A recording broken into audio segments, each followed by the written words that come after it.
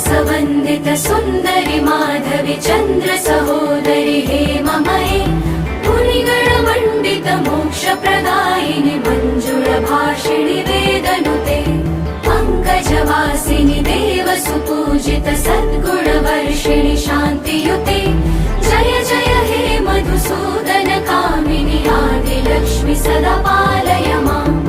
ॐ आदिलक्ष्म्यै नमः।